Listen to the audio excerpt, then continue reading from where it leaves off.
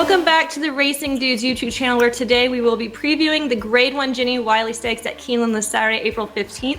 We have 9 fillies and mares going a mile and 16th around the turf course. Half of these horses have been on a layoff since 2022, so it should be interesting how it all plays out. I have my partner Harper here today. She did not go to daycare, so she's with me all day. So we are going to start off with the number 1 horse, Pisa Bianca. She is most known for her win in the Breeders' Cup Juvenile Fillies Turf back in 2021. Since then, she has raced 6 more times, only winning 1 of those, and it being an ungraded stakes at Pimlico. She has been in some good races since then, including 3 G1s, but she didn't have much of an impact in any of those races. And looking at her speed figures, she really hasn't progressed a whole lot like you would want to see in her career. So I think that the Breeders' Cup 2021 may have been her ceiling. The number 2 is In Italian for Chad Brown. We have not seen her since the filly and mare sprint at Breeders' Cup back in November. She got second in that race behind Tuesday. Before that, she went 2 for 3 in G1 races. One of those wins coming from Keeneland, so she definitely likes it here in Kentucky. Another thing to note is that she's had 3 back-to-back 100 buyers, which means that she is a little bit better than all these other horses in here because none of the other ones can say that. She definitely has the class to take this field, and the layoff doesn't really worry me that much because she's had 2 layoffs in her past, and each time she's came back and won. I also think that she has a shot to walk these horses around the track because she's the only one that wants the lead in this pack, so she can kind of control the pace.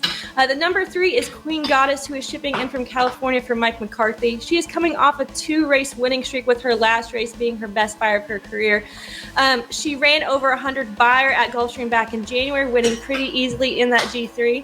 Now, she has only been in a G1 once in her career, and that was the American Oaks over a year ago. But she was able to win by a couple lengths in that race.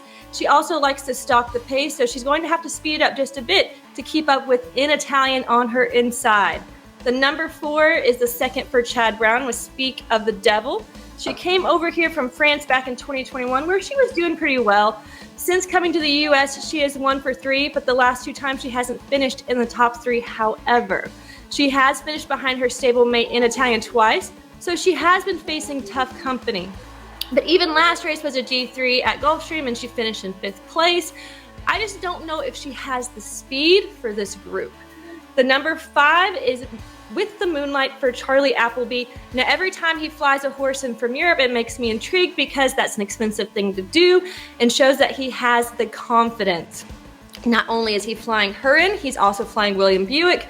I usually fade these European horses coming in, but she was here all last summer and she did just fine. She's finished 1 for 2 in her last 5 starts, with her most recent wins coming from Maidan. So she is a very classy, well-traveled horse. She likes this horse, but she likes to come up from behind, so I'm not sure if she gets that set up today unless there is a speed duel with In Italian and one of the horses to the outside. You just can't really look past these European shippers. The number 6 is Skims. She is 3 for 10 lifetime, with her most recent race being the American Oaks, where she did not hit the board. I just don't think that this horse really has a chance here. Her buyers are not really comparable to the rest of the field, so she doesn't have the fastest early or late speed, so I just don't think she really fits here. The number 7 is Henrietta Topham. She's also been off since November, where she ran the Breeders' Cup weekend and got second in an ungraded stakes. Before that, she'd only won 3 times and none in a graded stakes. The 2 times that she was in a graded stakes, she didn't get top 3. So maybe she has grown up a little bit since November. She has a few good workouts, but on paper, she just does not seem as good as some of these other girls in here. The number 8 is Freedom Speaks. She is the horse that I think may challenge In Italian a bit. 1, because she has a lot of early speed and may try to challenge her. 2, she's never gone this far before, so I could see her just running lights out until the stretch, where she will either fold or she can have a battle in the stretch. Do I think she's as fast as In Italian? No, but that doesn't mean she won't try and pressure the pace. The number 9 is White Frost, who was having a decent winter meet at Gulfstream Park, getting a 1st and 2nd in a G3. She was off for over a year before bringing her back in January. She is 3 for 5 on the turf, and her buyers are mid-90s. So I'm just not sure if she's classy enough for this group, but she has a lot of late speed, so I can see Frankie Dettori and Buick both trying to make a move from the behind in the stretch. With all of that said, I really don't see anybody else winning this race besides an Italian. I just feel like this horse is shoulders above the rest of the field. So we already know she's going to be favored a lot. We're not going to make any money off that win bet. So we're going to have to get creative here with some exotics. So let's try and get some tries and supers that could pay a good amount.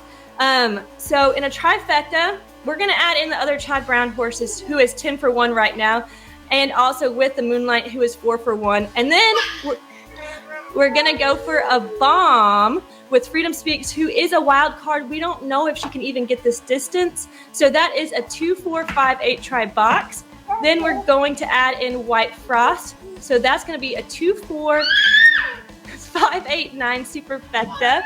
She is super excited for this race. She likes the picks. So thanks for tuning into the Racing Dudes YouTube channel. Make sure you're subscribed so you never miss a preview. Also check out the Betting Bible. This week we are tackling Keeneland Saturday card, where you have all the picks from all the members of the Racing Dudes. Until next week, good luck. RacingDudes.com is your home for the best free picks for every race, every track across the country. We're ramping up for the 2023 Kentucky Derby, and we want you to join us in the fun. Subscribe to Racing Dudes YouTube channel and click the notification bell so you never miss a single video. Want to make money betting horses? Bet with the Racing Dudes.